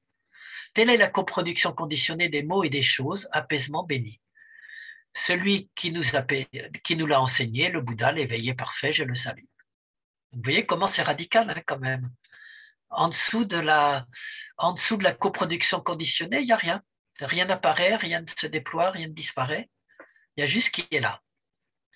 Donc, pas plus de différence entre samsara et nirvana, etc. Donc, je vous laisserai le découvrir. Juste la dernière chose sur Nagarjuna, parce que sinon je vais... Donc c'est très subtil, hein, c'est de la vraie philosophie, je trouve. En tout cas, je sais, vous me direz après, je n'ai pas à vous influencer, mais c'est assez jubilatoire en même temps. Et du coup, il va s'amuser même à poser qu'il y a 2 vérités et pas une double vérité. Et il va dire, il y a la vérité relative et la vérité au sens ultime. Alors, la plupart des traducteurs, sauf Bugo, mon prof, traduisent de manière erronée la vérité absolue. Mais il n'y a rien de plus erroné pour un bouddhiste que de dire la vérité absolue, puisque l'absolu n'existe pas. Donc, le mot le plus propre, d'ailleurs, le mot qu'on traduit par absolu, chez Nagarjuna, c'est un mot qui dit ultime. Et mon prof, je trouve qu'il était très bien, il disait c'est pas la vérité absolue, c'est la vérité dans le sens ultime, comme un panneau qui indique la dernière direction, une direction, l'orientation ultime. Mais c'est pas une vérité absolue. Donc bref, si j'essaye de faire entre la vérité relative et la... Donc il va vous dire, il y a toujours 2 niveaux dans quoi que ce soit. Un niveau relatif, c'est mon niveau des phénomènes, et un niveau ultime. Alors, ça va permettre, si je croise les deux, de replacer tous les concepts bouddhistes, c'est-à-dire que si je parle du relatif par rapport au relatif, tout est souffrance, c'est dukkha, c'est le samsara. C'est ce qu'on a vu. Si je parle du monde relatif dans lequel je vis, vu à partir de la vacuité ultime et du sens ultime, ben j'ai les 4 nobles vérités, bien entendu, et la loi de la coproduction conditionnée. On n'est plus dans le monde de la souffrance, on l'éclaire à partir de la vacuité. Si je parle de la vacuité ultime, finalement, d'un point de vue relatif, c'est le non-soi, ou c'est le nirvana, c'est l'extinction. Et si j'essaye d'appréhender cette vérité ultime à partir d'elle-même, je peux simplement dire sunyata, le vide de toute chose. Donc là, ça permet de voir comment on peut voir un petit peu les différents niveaux de langage. Donc, ce que propose Nagarjuna, c'est une analytique dissolvante, dit un auteur, Elchinger, hein, une analytique dissolvante de la réalité, pour s'apercevoir que rien n'a d'être propre, que tout est inconsistant, insubstantiel. Il invite à ne se fixer sur aucun concept ou croyance, à toujours épurer les choses, à déconstruire, jusqu'à atteindre ce niveau vide ultime qu'on peut sentir et expérimenter en même temps. C'est la voie de l'entre-deux que chacun est invité à expérimenter. Ça, dans le Madhyamaka, dans le grand véhicule, si vous arrivez à un certain niveau, il faut essayer de vivre toute chose sur les 2 niveaux à la fois. Ça veut dire quoi? Le Dalai Lama le dit très clairement, lui. Il dit s'habituer à voir en toute chose à la fois l'aspect phénoménal éphémère, le plaisir que j'ai sur le moment, le vivre pleinement, la souffrance que j'ai sur le moment, la vivre pleinement, et en même temps être capable de comprendre que tout ça, c'est totalement vide et illusoire, et des vagues dans l'océan de la vie qui se fait perpétuellement. Et pour le Dalai Lama, comme pour implicitement Nagarjuna qui ne le dit pas, c'est si j'arrive à avoir cette double vue que je peux, alors le Dalai Lama, il dit que c'est à partir de cette double vue que je peux vraiment comprendre ce qu'est la compassion. Parce que si je comprends que tout évite d'être propre, je vois vraiment que les gens qui souffrent, qui sont emmurés dans leur dépression, à croire qu'ils sont toujours la même chose, ou dans leur complexe, ou dans leur ceci, je peux avoir qu'une compassion sans limite, puisqu'ils sont prisonniers de quelque chose qui n'existe pas. C'est ça la vraie compassion pour le Dalai Lama. Elle se nourrit de la compréhension de la vacuité, de l'inexistence des causes des souffrances dans lesquelles on s'enferme. Et la bienveillance, c'est pareil. Elle vient de cette vacuité profonde. Elle vient de cette compréhension que si tout est vide, ben je n'ai qu'un désir, c'est d'aider l'autre à s'en apercevoir et à ne pas rester dans les raies de la souffrance, etc. Vous voyez un petit peu comme... donc ça peut avoir des aspects très pratiques. Et dans la méditation, puisque j'essaye toujours de montrer en quoi on peut retrouver la méditation dans tout ça, hein, pour moi, on peut réaliser en méditation cette autodissolution des phénomènes qui surgissent et s'évanouissent sans arrêt dans ce vide sous-jacent. C'est ce que je vous ai invité à faire un peu dans la première méditation, même si elle se faisait que 5 minutes. Si on se laisse vraiment être dans la méditation, on voit bien qu'il y a plein de choses qui apparaissent, qui surgissent. Elles apparaissent d'où? De rien, du vide. Elles retournent où? Dans le vide aussi vite. Et qu'est-ce que c'est que ce vide? C'est un genre de fluctuation perpétuellement changeante, énergétique, qui apparaît, qui disparaît. Donc il y a un vide. Mais ce vide, ce n'est pas un vide comme un état stable. Le vide, ce n'est pas l'absolu. C'est le vide d'être de toute chose. C'est un vide plein de fluctuations, plein de Thich Nhat Hanh, là je ne sais plus comment il s'appelle, l'astrologue, l'astronome physicien. Il a écrit un livre sur le vide plein, la vacuité pleine, qu'il voit au niveau cosmologique, mais au niveau de la méditation aussi, bien entendu. Et pour moi, en tout cas, dans la méditation, c'est ça que profondément on peut sentir. C'est ce jeu du vide et de la forme. On verra que dans le zen, on dit la forme est vide, le vide est forme. Donc la vacuité, oui, bien sûr, mais ce n'est pas une vacuité comme une entité. Ce n'est pas un état ultime. C'est toujours une vacuité d'où émergent les choses et où retournent les choses. Mais la vacuité en soi, elle est inatteignable parce qu'elle n'existe pas. Ce serait à nouveau un fantôme de l'être qu'on se créerait. Et c'est pour ça que la dernière chose, c'est que dans les méditations avancées qu'on fait dans l'approfondissement, on invite, dans la dernière phase, à méditer, vous devinez sur quoi? Mais Michel et Jocelyne, ils le savent déjà, sur le vide du vide. Une fois que j'ai médité sur la vacuité, que je comprends que tout est vide d'être propre, mais vraiment intimement dans la méditation, dans mon corps, reste encore la tentation de me dire, ça y est, je suis dans le vide. Eh bien alors, on va méditer sur le vide du vide, de façon à l'empêcher de se substantifier, de se figer et de retrouver la fluidité de la vie. Voilà. J'avais prévu les écoles indiennes ici de Nagarjuna, mais on les fera après. Juste parce que là, ça a pris déjà beaucoup de temps. Des commentaires dessus, c'est un petit peu complexe, donc j'aimerais bien avoir vos commentaires.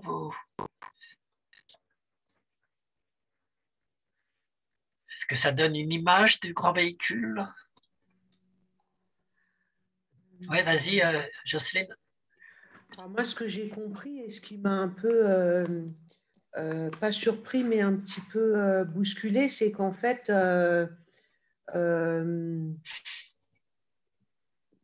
que le grand véhicule, en fait, c'est l'apparition d'une religion. Ouais. Et ça me gêne beaucoup. Ça veut dire qu'une religion, on crée beaucoup de choses qui n'existent pas. Enfin, on vient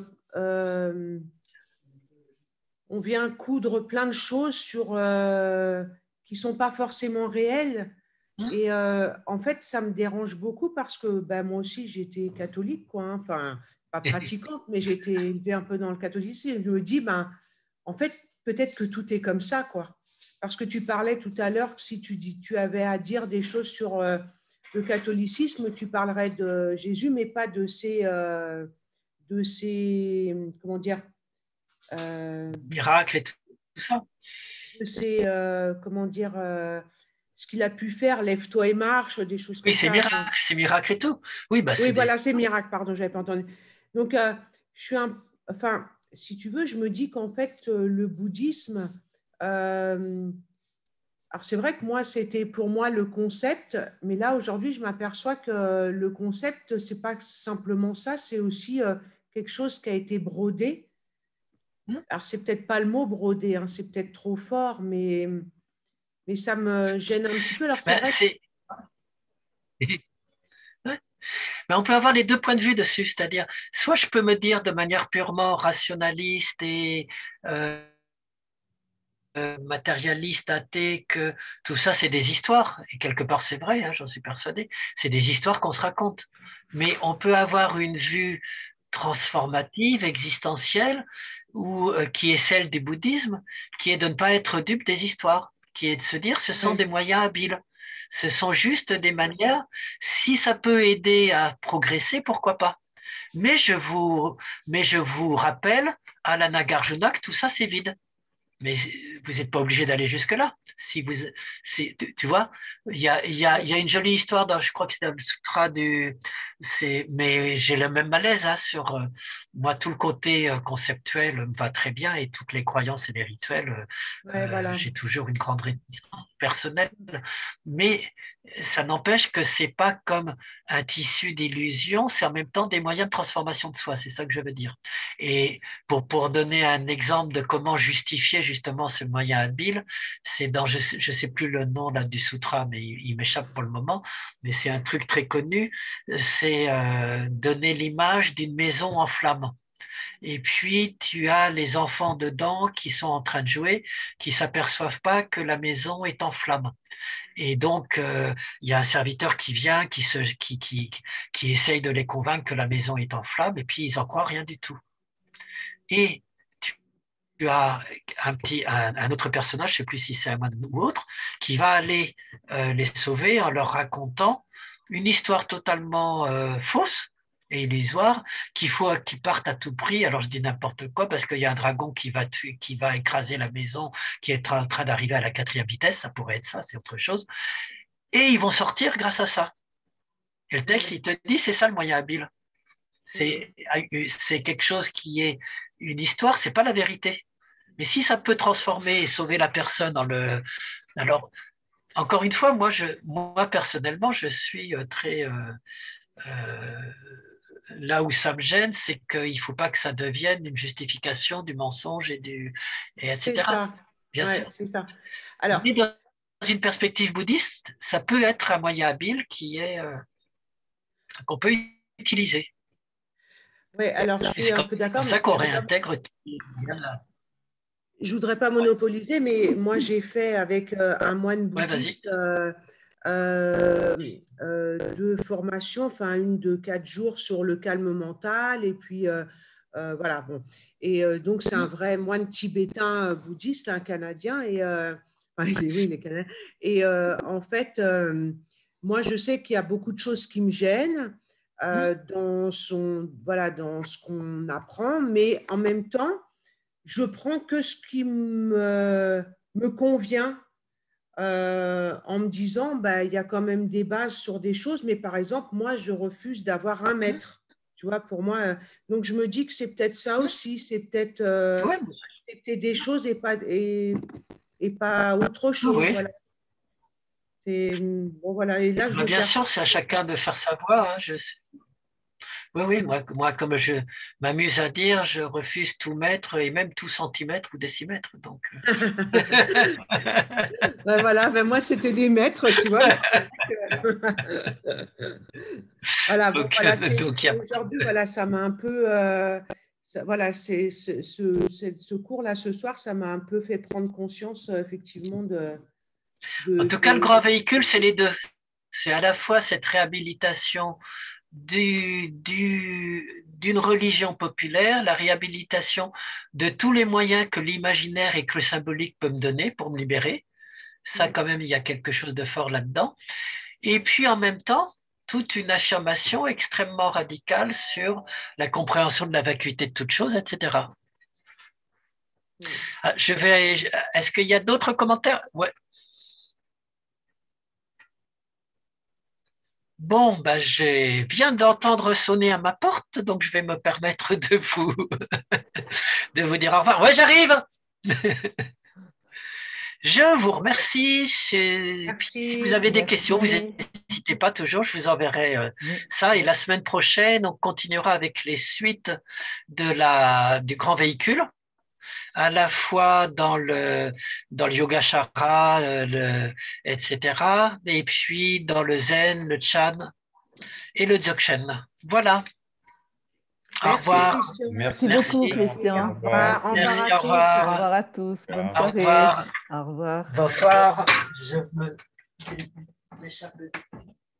J'arrive.